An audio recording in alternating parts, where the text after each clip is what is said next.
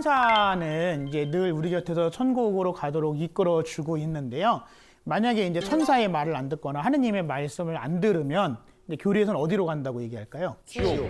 지옥에 대한 이제 모습을 보여드리도록 할 겁니다. 보티첼리라고 하는 분의 지옥의 모습입니다. 단테의 신곡에 나와 있는 지옥에 대한 이야기를 이제 보티첼리라는 사람이 이제 그림으로 그려낸 건데요. 지옥은 9개의 단계로 이루어져 있다라고 단테의 신곡에 나옵니다. 거꾸로 되어 있는 원형 깔때기는 사람이 하느님께 가고자 하는 큰 욕심을 가졌던 게 구약 성경에서 바벨탑이었거든요.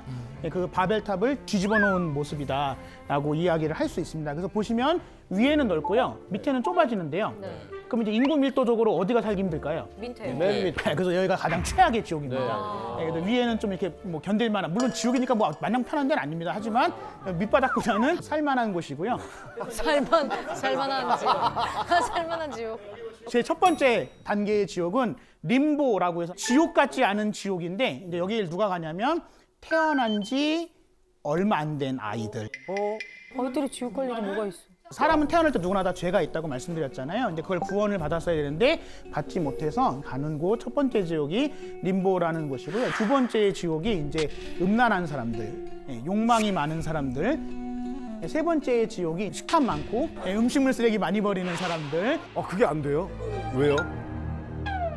누군가는 그것을 사지 못하고 먹지 못해서 돌아가시는 분들도 있잖아요. 그러니까 내가 하고 싶다고 해서 내 마음대로 다 할 수 있는 건 아니다. 네 번째 지옥은 인색한 사람들이 가는 곳이죠.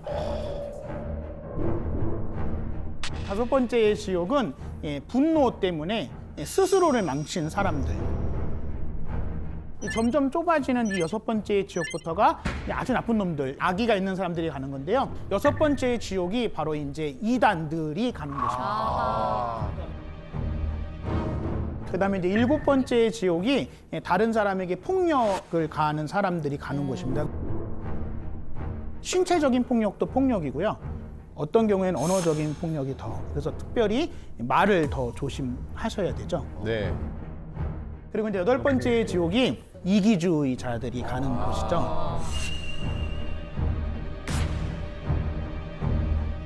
그리고 이제 마지막으로 이제 이 아홉 번째 지옥이 사람이 하느님한테 지을 수 있는 죄 중에 가장 큰 죄를 저희는 배신이라고 이야기를 하거든요. 하느님을 포함해서 모든 사람들을 배신한 사람들이 가는 곳. 배신이라는 거는 다른 말로 이야기를 하면 사람을 기만하는, 그죠? 내가 안 믿는 사람한테 배신당했다 이렇게 얘기하시진 않잖아요. 근데 정말로 믿는 사람인데 배신했다. 그것은 배신 자체보다도 더 중요한 거는 상대방을 속일 수 있다. 기만한 거죠. 단테의 신곡에도 나오는 거고 또 천주교의 교리에도 있지만 이 지옥은 되게 죄송한 말씀이지만 회개가 불가능한 인간들이 가는 겁니다. 지옥에 가면 다시는 기회는 없습니다. 근데 이제 이 지옥에 가기 전에 대부분의 천주교 신자들이 가는 곳이 있는데 거기가 어디냐면 연옥이라는 데인데요. 아주 착하지도 않고 아주 나쁘지도 않은, 되게 여기 있는 분들이 저주하는 건 아닙니다. 되게 여기 있는 분들이 연옥에 가는데, 근데 연옥에 가면은 기회가 끝이냐? 그건 아니고요. 여러분들이 살아계실 때 여러분들을 만나는 사람들한테 많은 선행을 베풀잖아요. 그럼 만약에 여러분들이 돌아가시면 그분들이 여러분들을 잊어버릴까요? 아니죠. 안 잃어버리죠. 잃어버립니다라고 대답하시는 분들은 삶을 뜯어 고치셔야 됩니다. 그래서 여러분들을 기억하겠죠. 그래서 이제 신자들은 살아있는 사람이 죽은 사람을 위해서 기도를 해줄 수 있다고 생각을 해요. 살아있는 사람의 기도의 공덕이 다 쌓이게 돼서 죽은 사람의 영혼의 죄의 정화가 끝나게 되면 그 죽은 사람이 천국에 가게 된다고 이야기를 합니다. 그래서 살아있을 때에 여러 가지 선행을 많이 베풀어야 된다라고 천주교 교리에서는 이야기를 하고 있죠. 불교의 지옥은 이렇게 설명할 수가 없습니다. 왜요? 불교도 단계별로 있지 일단 않나요? 너무 많습니다. 인원도 불교는 파별 팔한 지옥이라고 8개의 끓는 지옥과 8개의 아주 추운 지옥이 있는데 그 한 지옥마다 소지옥이 16개씩 있습니다.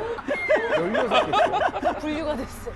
그리고 어느 한 지옥만 또 해필 18개가 있어요. 제가 어떻게 아무리 빠르게 설명을 하고 해도 신분처럼 설명할 수는 없는. 아 근데 거의 그렇게 다 세분화 가겠는데? 시켰으면 빠져나갈 구멍이 네. 없겠는데 무조건. 웬만한 사람 지옥 다 갈 것 같은데. 예.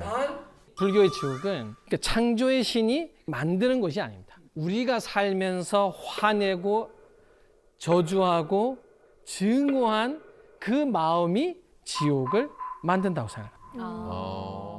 여러분 혹시 아비규환이다 이런 말 들어본 적 있어요? 네. 들어봤죠. 이 아비규환은 아비지옥과 규환지옥을 붙여놓은 겁니다.